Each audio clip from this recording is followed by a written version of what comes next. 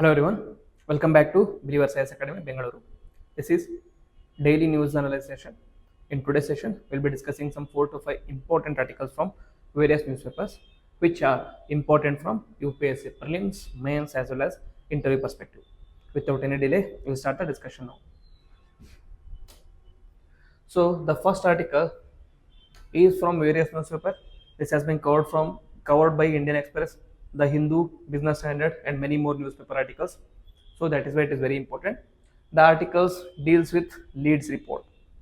What is Leeds report? Who produces Leeds report? And what are the parameters included? And what is the performance of India and different states in this one? So Leeds is logistics is across different states report, which is an initiative aimed at enhancing efficiency and sustainability of India's logistics sector. Released annually, the 2024 edition focuses on measurable improvements in logistic infrastructure, services, and policy frameworks across the states and union territories. Okay, so it is released annually. We'll discuss more about this. So, what are the key aims and objectives of releasing this document? First and foremost is enhancing logistics performance.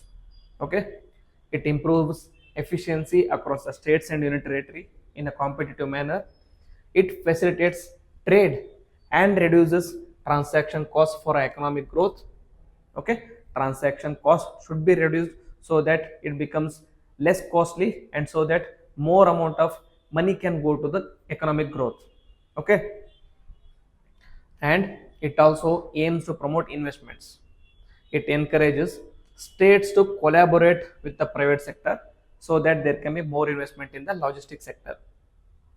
It also develops action plans to attract investment in logistics infrastructure. Then it also aims to adopt sustainable practices such as promoting green logistics and environmentally sustainable practices.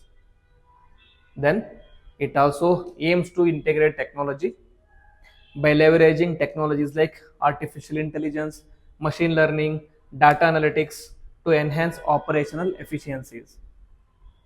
Then this one also aims to promote skill development, that is focuses on workforce inclusivity and skill enhancement. It also equips workers with modern technological knowledge. Okay, so this Leeds report, along with producing the performance of the states, it also aims to improve logistics holistically from the personal to the government level. Okay, next, so what are the parameters included in evaluating Leeds report? So the parameters are 4. First one is based on the logistics infrastructure, that is quality and availability of physical logistics infrastructure. Second one is logistics services, that is efficiency and performance of logistics service providers. Third one is operating and regulatory environment, meaning supportive regulations and policies for logistics operations, meaning the more supportive regulations, the higher will be your ranking in the logistics report. Then sustainable logistics, that is newly added pillar which emphasizes on environmental sustainability. Okay, here they will be evaluating logistics such as green logistics or green transition, etc., etc. So these parameters become very important. There can be prelims questions on these things. How many of the following parameters are included in the Leeds report? The correct answer will be 4 parameters. Those are logistics infra, logistics service, operating in regulatory environment, and sustainable logistics. So this year's performance highlights includes the top achievers are in the coastal group are Gujarat, followed by Karnataka, Maharashtra, Odisha, and Tamil Nadu. And in the landlocked group, the front runner is Haryana, followed by Telangana, Uttar Pradesh, and Uttarakhand. Then in the northeastern group, Assam, Arunachal Pradesh, and in the union territories, Chandigarh, followed by Delhi.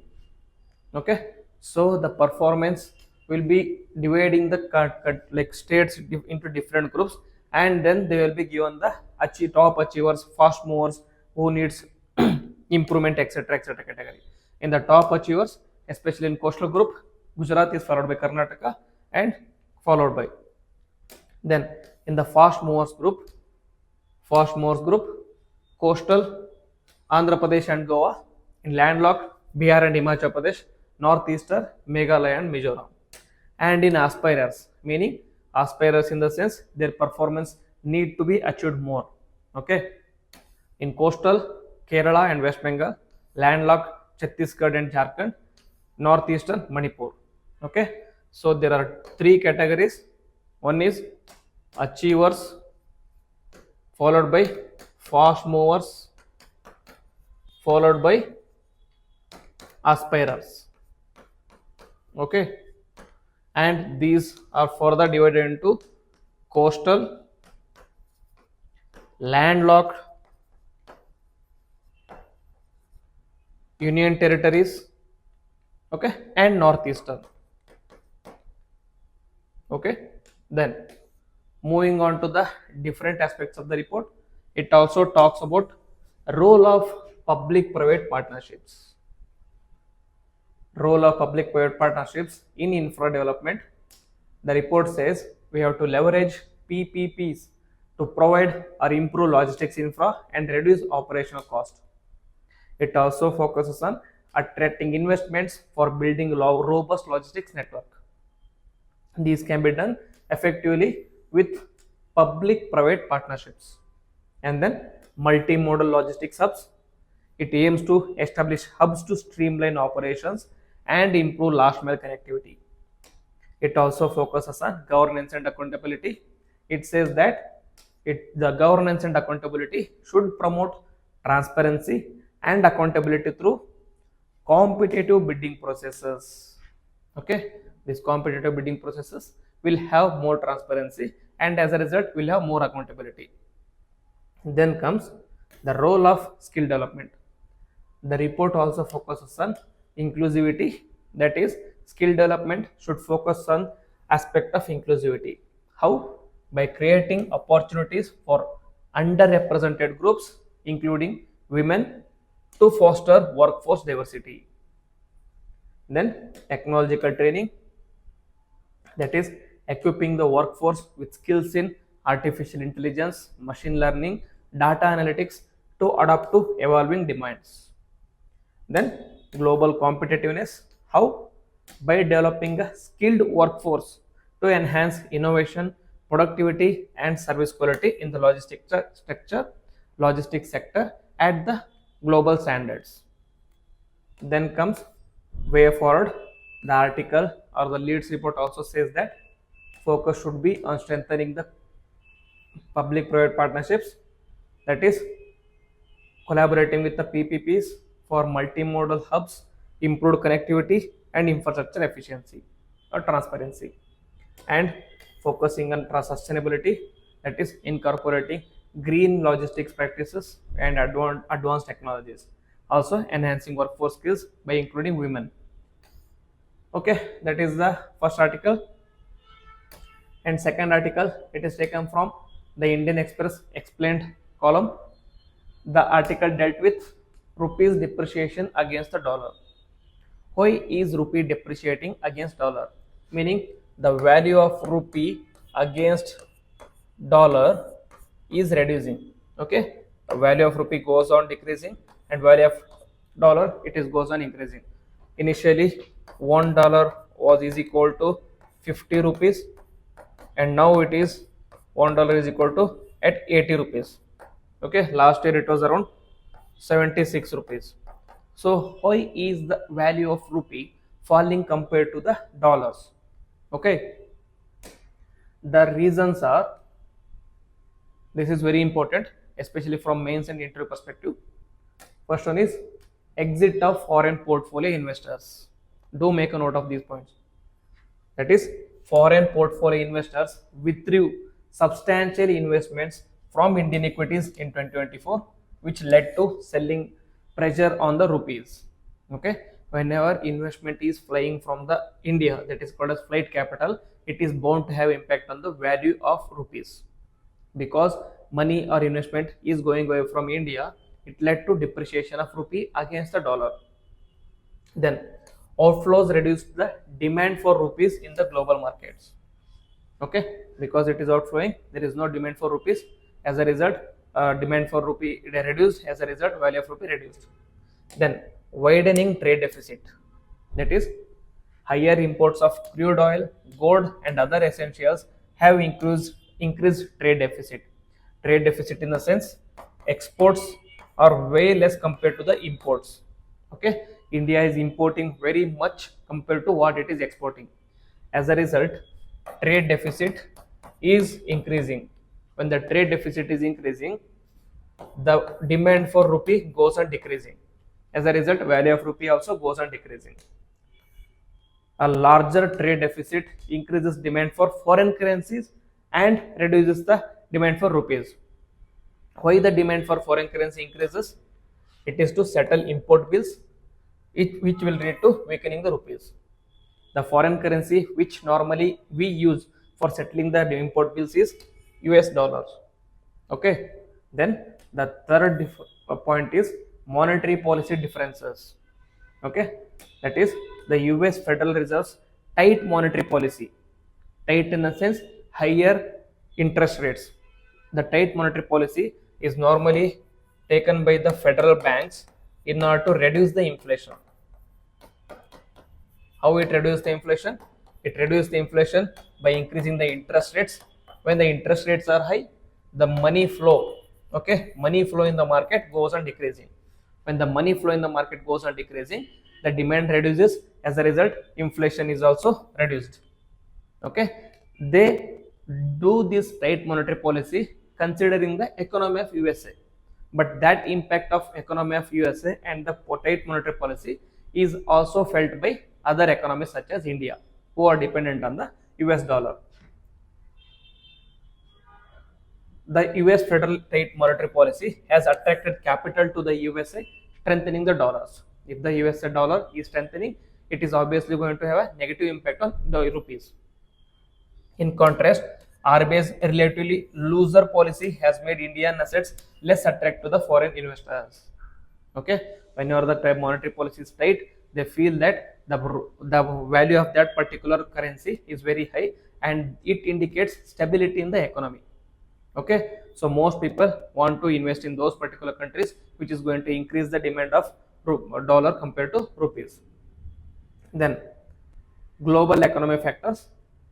In 2022 to 2024, we had significant global tensions such as geopolitical tensions such as Russia-Ukraine war and rising crude oil prices have created global uncertainty, which is prompting investors to seek safe haven in assets like US dollar.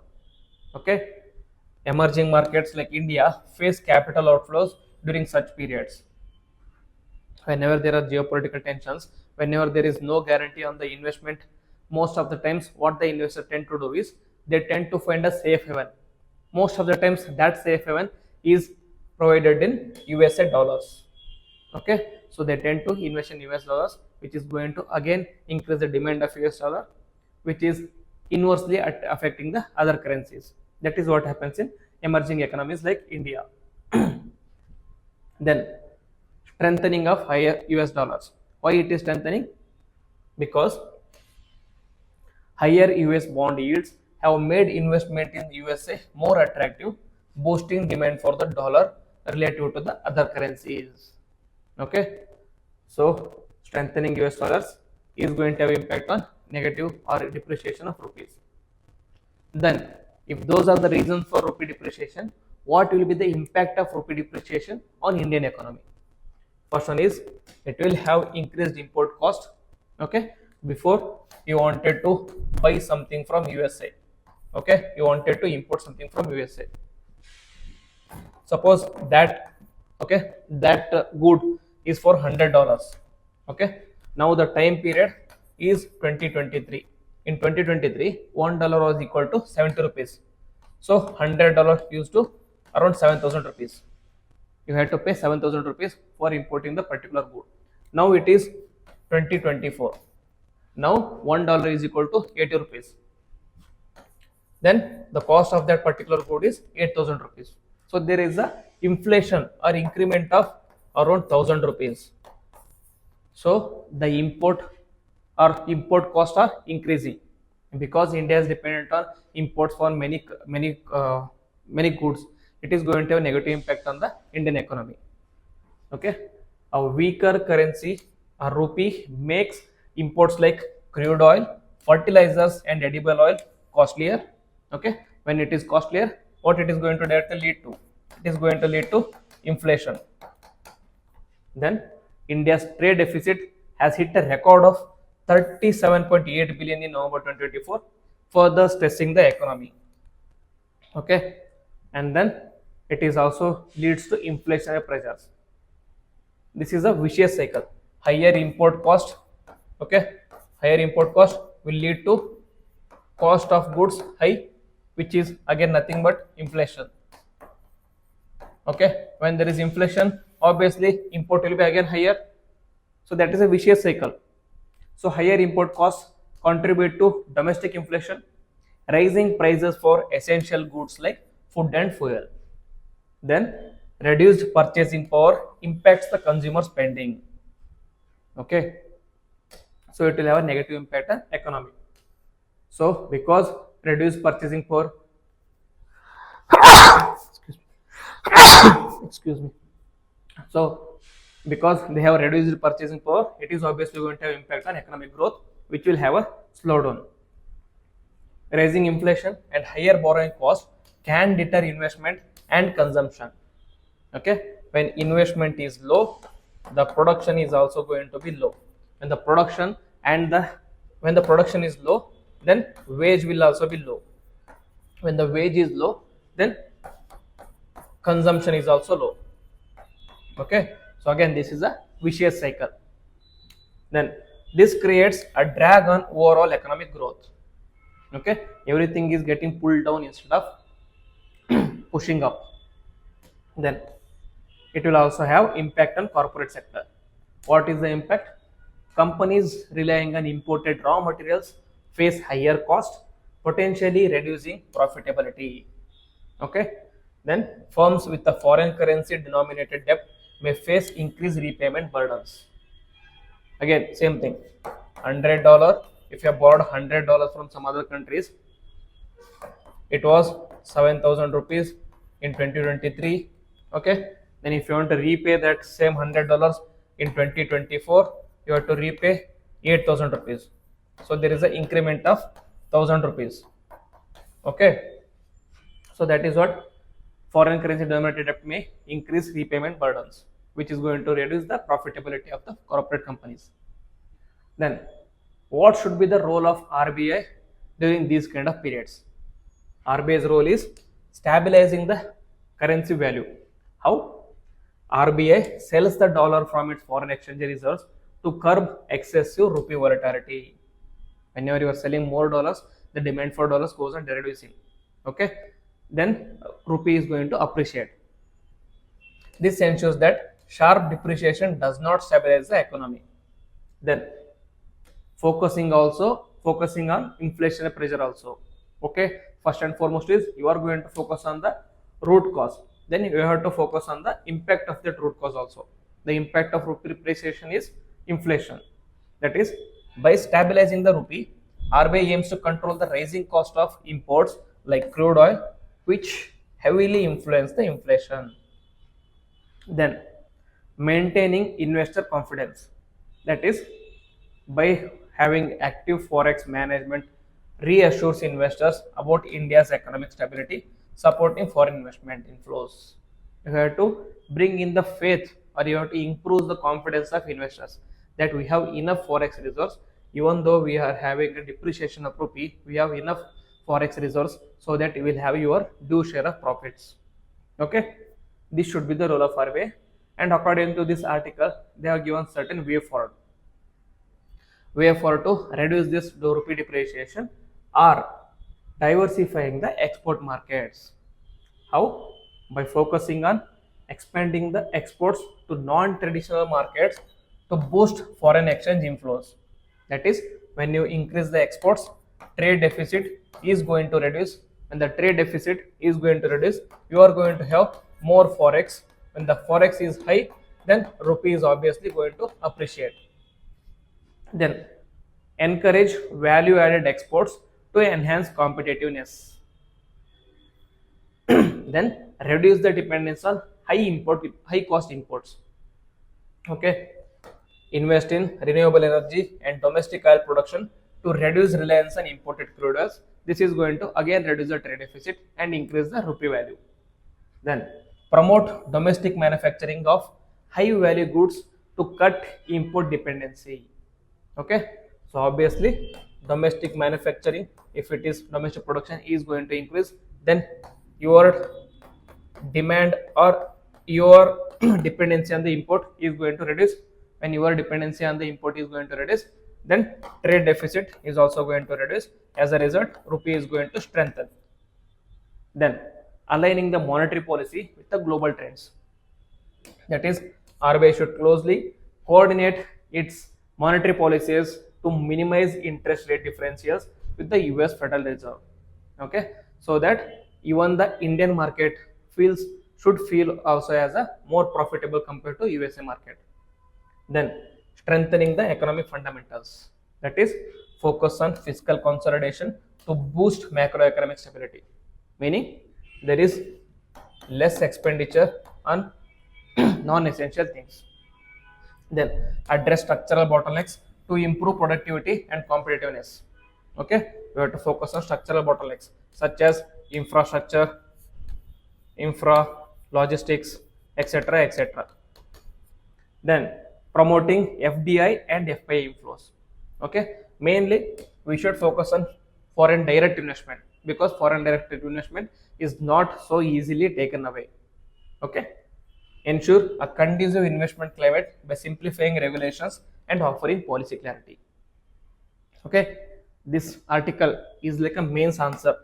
Okay, it is like a mains answer. In mains answer, if there is a question on rupee depreciation, they will be asking what are the causes, what are its impacts, and what will be the recommendations. So this answer is like a UPSC main synopsis. Okay, you can, even if you don't write complete sentences, you can at least write these subheadings. That subheadings makes your answers. Okay, very important points and very good points also. Okay, that ends our discussion on the previous article. Now for today's third article, there was an article in the Hindu editorial which focused on shifting from curative to preventive healthcare. Okay, so why we should shift from curative to preventive health care? They are given certain reasons why we should focus on preventive health care. Because it will improve health outcomes, meaning early detection and management of diseases like diabetes, heart diseases, and cancer reduces the complications and improve quality of life. Okay, if you detect these diseases at the earlier stage, it is easier to deal with those rather than in the later stage. Then preventive care can increase the lifespan and reduce the severity of chronic illnesses. And then it is also going to have cost savings. How is? Because preventive measures reduce the need for expensive treatments and hospitalization. Okay, so normally what they say is prevention is better than cure, because if you prevent them before they become severe, then you don't have to get hospitalized, then you don't have to spend lakhs of money in the hospitals. It is going to have cost savings for the people as well as the government. Then lower healthcare cost eases financial burdens on the households and the government as well. Then it will reduce the healthcare system burden. How? Preventive care can alleviate pressure on India's overburdened healthcare infrastructure. Then it is crucial for managing non-communicable diseases, which accounted for 65% of deaths in 2022. These non-communicable diseases can be detected at an earlier stage. If you detect them at the earlier stage, then it is easier to deal with them than in the later stages of the life. Then it is also going to enhance economic productivity, because a person who is more healthier is going to have more efficient outcome. That is what a healthier population leads to fewer sick days, higher productivity, and sustained economic growth. Then chronic illnesses impact workforce participation and economic output. Then addressing the rising disease burden. How? With NCDs affecting people earlier in life, prevention is key to sustainable healthcare management.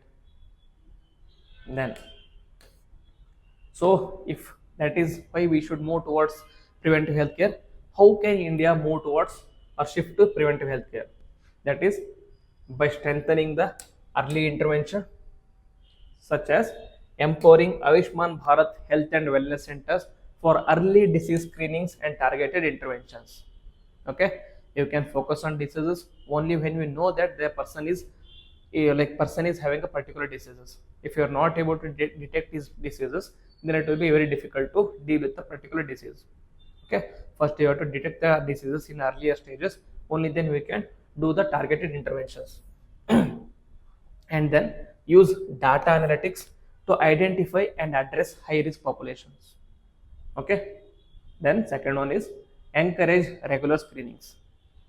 That is promoting the screenings especially for individuals age 40 to 60 to detect conditions early. Screenings in the sense, it is not like you are going to screen uh, like uh, like theater screen or TV screen, etc., etc. Screening is nothing but, in medical terms, they are going to screen your body, and then they are going to identify if there are any diseases in your body. That is screening. Then collaborate with private healthcare providers and insurers to make screenings affordable and accessible. Then there should also be policy interventions, incentives, that is increase tax deductions for preventive health checks from 5,000 to 15,000 under Section 80D of Income Tax Act. This is a unique, okay, this is a very unique recommendation, you can say. Okay, most of the people will be rating the screening, early screening, etc., etc.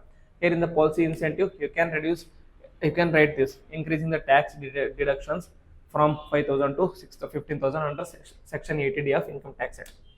Then introduce subsidies for preventive care services, particularly for vulnerable groups. Then role of technology and innovation in preventive healthcare.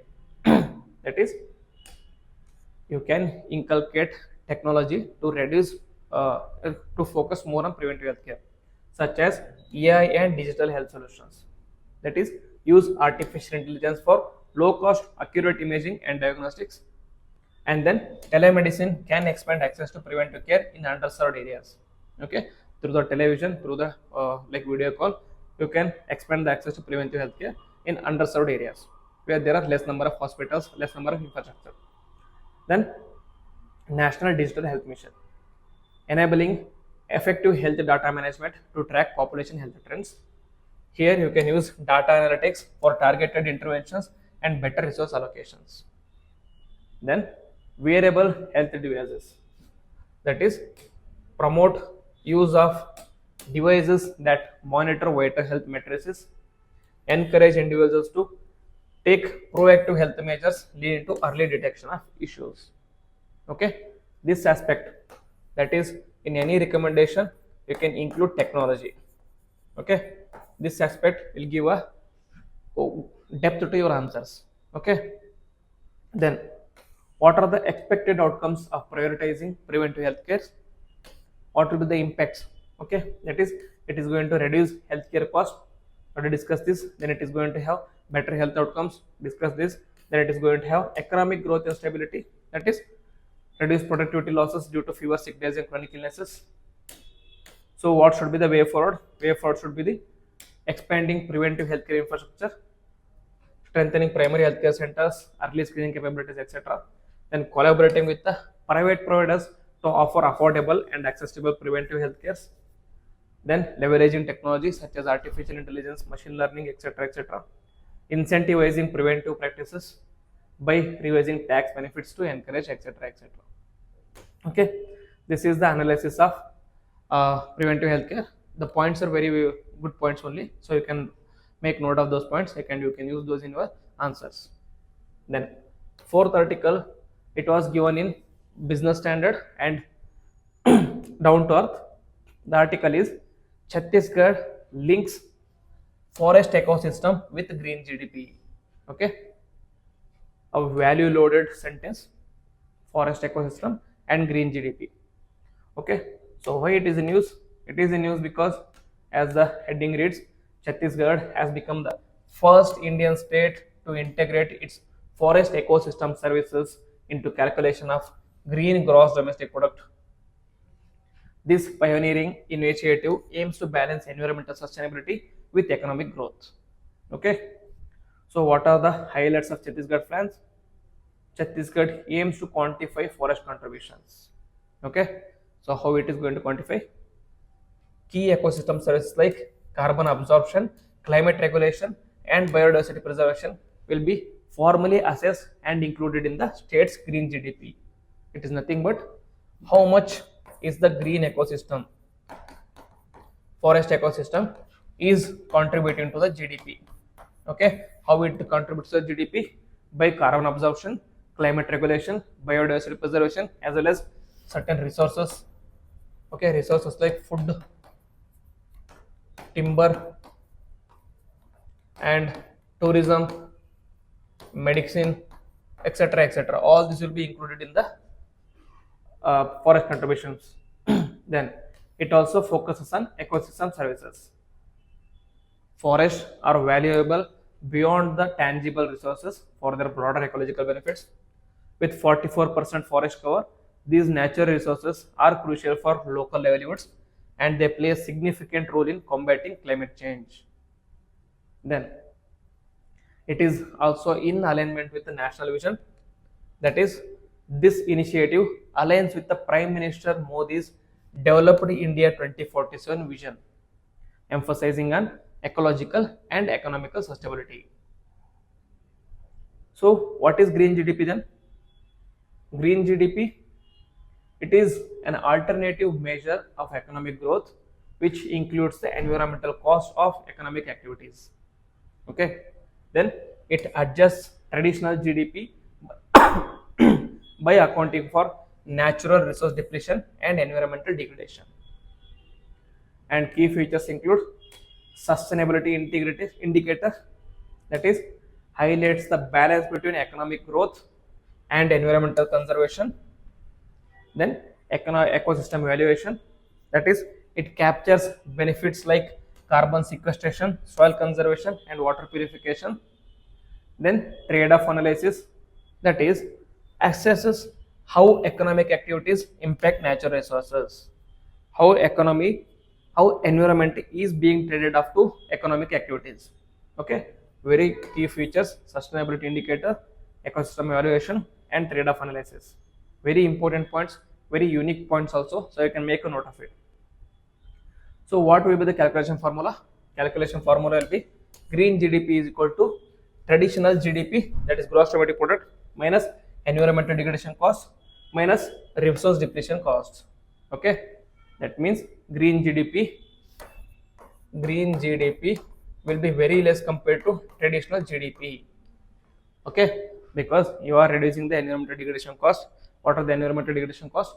It includes forest or deforestation, it includes biodiversity, it includes timber, etc., etc. Then you will be reducing the resource depletion cost also. Okay, all these things will be reduced. Origin is, it was introduced in the 1993 United Nations Handbook of National Accounting under the system of Environmental Economic Accounting, SEEA. Okay, so that is about green GDP and its origins and what are the key features of green GDP. So what about any initiatives at the central level? So the government initiatives for green GDP in India are Green National Account Framework. What is the Green National Account Framework? It incorporates environmental factors into national economic accounts, tracks the value of natural resources, pollution costs and economic benefits like cleaner air and water. Okay, They will include all these in connecting calculating GDP. Then System for Environmental Economic Accounting, SEA. This was done in 1993 United Nations framework. It was adopted in 2012 under UN guidelines. Creates a database for natural capital accounting to support informed policy making. Then there has also been RBS Green GDP estimates. Green GDP for 2019 was pegged at 167 trillion, reflecting a 10% adjustment from traditional GDP, supported by TERI and Indian Statistical Institute to refine valuation methods. Okay. Then, so what are the challenges in implementing green GDP? Okay, we know that green GDP is very good, but what are the challenges? One is data limitations. That is the lack of reliable and comprehensive data on environmental cost and ecosystem services. You don't know how much of environment you are using. You don't know how much of environmental costs are being incurred. You don't know how much of environmental or ecosystem services are being degraded. So there is a data limitations, and then subjective assumptions. That is estimates depend heavily on the assumption and impacting accuracy. Okay, it is very subjective because an individual can see environmental cost differently compared to another individuals. So there will be confusions on estimating the cost of these green GDP. Then valuation challenges such as assessing monetary values to ecosystem services like biodiversity, cultural heritage, and climate regulation is very complex. Okay, there is no set of universal guidelines here, so it depends on each country's basis, so it goes on changing. Then there is no universal framework because absence of standardized global methodology for green GDP calculation is not there. So as a result, it is dealt to and it is left to the countries to divide these ones. Then, so what is the significance of Chhattisgarh's initiative? It is will have policy impact. That is, it is going to act as an example. It is going to inspire or encourage other states to adopt green GDP accounting, promoting environmentally conscious governance. Then economic balance, that is demonstrates how forest and ecosystem contribute to both economic growth and climate resilience. Then global example, that is it will position India as a leader in integrating natural capital accounting into economic planning. So these are the significance of Chhattisgarh adopting all these activities. If other states can follow this one, it will become more important. Then there is an article in Down to Earth regarding genetic engineering appraisal committee.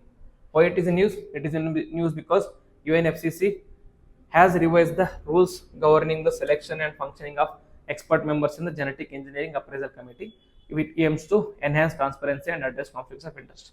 Okay, so what are the key highlights of revised GAC rules? GAC rules has a conflict of interest disclosures. That is, members must disclose any direct or indirect conflicts of interest. Then conflicted members must recuse themselves from decisions unless specifically requested to participate. It aims at producing transparency. Then transparency measures include members must submit a detailed record of professional affiliations from the past 10 years, ensure accountability and unbiased evaluations. Then it also has participation restrictions. That is, experts with the conflicts of interest must report them before meetings and ensure affiliations and do not affect decisions. Okay. Then Supreme Court compliance. That is, these rules also align with the Supreme Court's 2023 directives addressing the concerns over conflicts in GM crop approvals. Okay, GAC is the one who is going to approve GM crops. So there are issues regarding the GM crop approvals. Supreme Court gave certain directives around GAC, so that have been incorporated in the new GAC guidelines. Then enhanced governance. That is, it strengthens regulatory processes for genetically modified organisms. Then it will also result in operational integrity. That is, ensures appraisals and policy decisions remain free from external influence. And then, what is Genetic Engineering Appraisal Committee? Genetic Engineering Appraisal Committee is an apex regulatory body which oversees activities involving genetically modified organisms in India, particularly their release into the environment. And then legal framework, that is, It was established under the rules of 1918 and framed under the Environment Protection Act of 1986. Okay, it is a statutory body under Environmental Protection Act of 1986. This act is very important. Okay, there can be a simple question, statement based question in the UPSC, that is Genetic Engineering Appraisal Committee has been established under Biodiversity Act of 2002 or has been established under Wildlife Protection Act of 1972. Then the statement becomes wrong because it has been established under Environment Protection Act of 1986. What is the operation structure? Operation structure includes chairperson, who will be the special secretary or additional secretary of MOFCC, and co-chairperson will be representative from the Department of Biotechnology, and the members, there are 24 experts from institutions like ICAR, ICMR, and CCMB. And then it meets monthly for appraisals and discussions. And what are its powers and functions? Powers are approve or deny any proposals for environmental release of GMOs, take punitive actions under Environment Protection Act of 1986 for violations, monitor large scale use of hazardous microorganisms in research and industrial production. Then what are the functions? Functions are evaluating the proposals involving GMOs, including the field trials, ensure compliance with the safety protocol, review applications for import, export, manufacture, and storage of GMOs, assess environmental and health impact of GMOs, engage with the stakeholders to address public concerns. And what is the significance of GAC reforms? Because of the changes in GAC reforms, it is going to boost public trust, because it is going to address the long-standing concerns about bias and conflict of interest of GM crop approvals. It is going to enhance accountability, meaning it is strengthening the scientific and regulatory framework, ensuring practical impartial decision making. Then sustainable development, it is balancing technological advancements in the genetic engineering with the environmental and health safety. So these amendments position GAC to effectively regulate GMO activities while maintaining the transparency and fostering public confidence in decisions. So these are the 5 articles which we'll discuss for today. We will discuss this Panchayat. Okay, there is one more article, that is Article 6, that is Panchayat se Parliament 2.0. We'll just have a brief discussion about this. What is Panchayat to Parliament 2.0? The Lok Sabha Speaker is set to inaugurate Panchayat se Parliament 2.0 program, which is aimed at empowering women representatives from scheduled tribes in governance and leadership. Very important. Key details: the organizers are National Commission for Women. It collaborates with the Lok Sabha Secretariat and Ministry of Tribal Affairs. Occasion is it commemorates 150th anniversary of Bhagwan Birsa Munda, who was a tribal leader and a freedom fighter. We already discussed about Bhagwan Birsa Munda in our topic of the discussion. And participants are 502 elected women representatives from scheduled tribes across 22 states and union territories. And the objectives are it empowers tribal women representatives from Panchayati Raj institutions, enhance understanding of constitutional provisions, parliamentary procedures, and governance. Okay, it is going to create awareness among the tribal women, and it is going to recognize contributions in education and rural development. And the activities are workshops and sessions on governance, leadership, and constitutional rights. It guides the tours to important locations like New Parliament House, Samvidhan Sadan, Pradhan Mantri Satyagrahalaya, Sangrahalaya, Rashtrapati Bhavan, etc. etc. And special ceremony is delegates to read the preamble of the Constitution of India led by Lok Sabha Speaker. So these are small program. Aim, like you have to remember the aim. The aim is to provide like women empowerment from tribal areas. Significance is leadership development, that equips tribal women with the skills to better serve their communities, encourage more inclusive governance, commemoration of Bhagwan Birsa Munda, recognition of grassroots contributions, that is highlighting the role of women in education and development governance, then continuation of success, builds on achievements of Panchayat Parliament 2024, which engaged 500 women sarpanch from across India. So this Panchayat Parliament 2.0 is a continuation of 2024 Panchayat Parliament 2024. So these are 6 articles from important newspapers. If you have any doubts regarding this, you can write in the comment box. And if you have any suggestions for me, you can write that in the comment box also. And if you like the video, then click on the like button and also comment on it and share it with your friends so that they can also get the benefit out of it. With this, I will end the session. Jai Hind.